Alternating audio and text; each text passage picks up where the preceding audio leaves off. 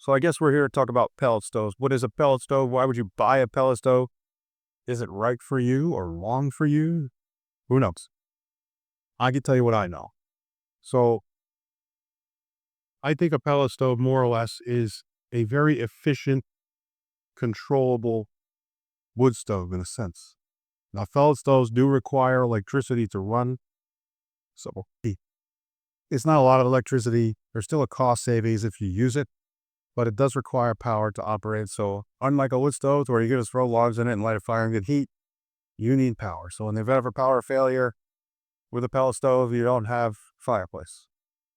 Pellet stoves operate off of pellets, which are compressed sawdust into little wood pellets that you can buy pretty much anywhere these days.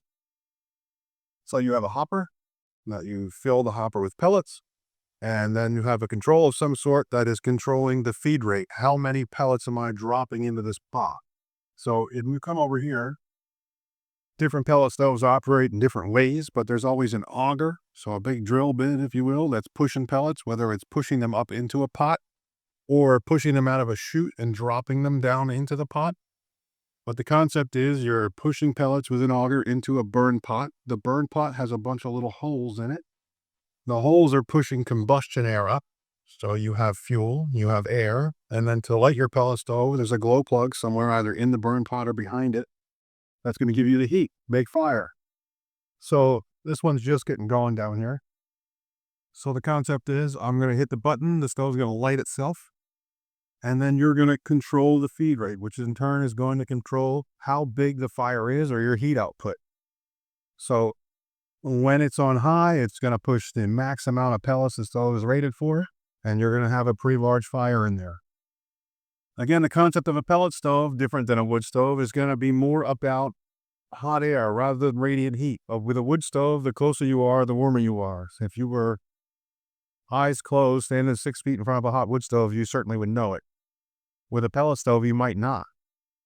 It's all about heat exchanger.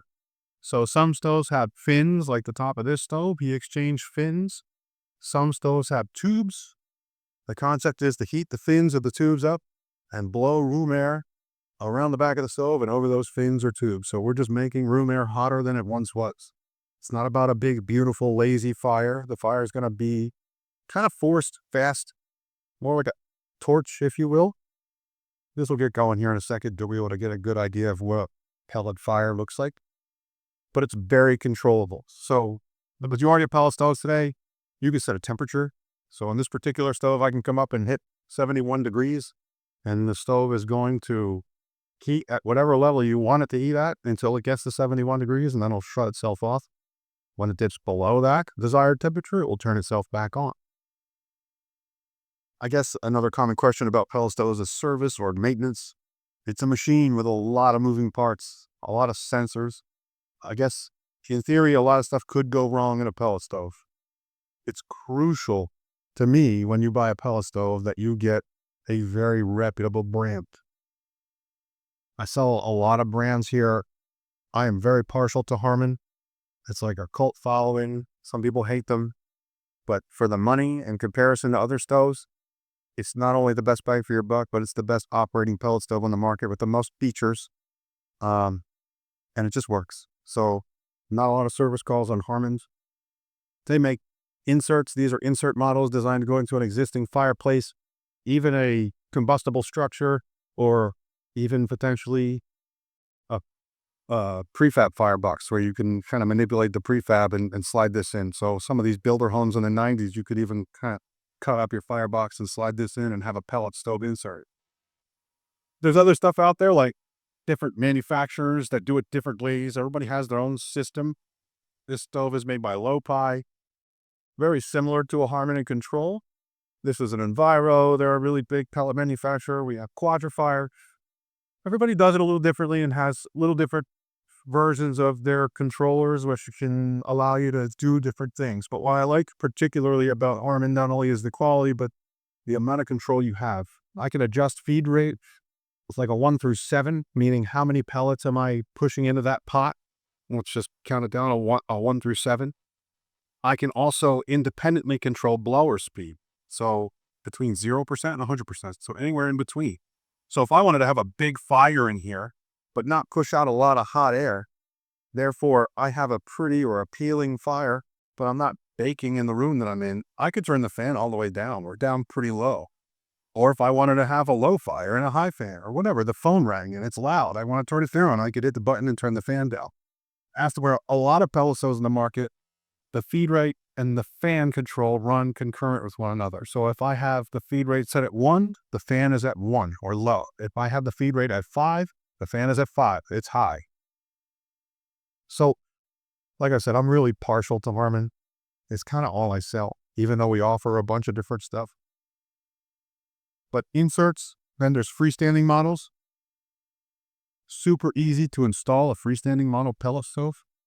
It doesn't require a chimney that goes all the way past the roof line of your house. No 2-foot, 10-foot rule. Most of the time on a pellet stove, a freestanding pellet stove install, the pipe's going to go directly out of the house. Usually we like to go up about 2 or 3 feet. And then as long as the cap is a foot away from the house, the structure, usually a foot to 15 inches away from a eave or soffit, and within a foot away from a window that opens, you're good to go. So the pellet stove is pretty expensive for the most part. In comparison to a wood stove or a gas stove, usually pellet stoves are the big chunk of your cost. So the pipe required to install it isn't that bad because you only need a few pieces. So I guess my take on pellet stoves is, if you're looking for a secondary or primary source of heat, you don't mind buying pellets by the ton, have a place to store them that's dry, like a garage or a barn or something like that. It's pretty easy to get a bag of pellets, open the hopper, dump them in, and do that every day and a half or 2 days. And then when you want heat, turn it on.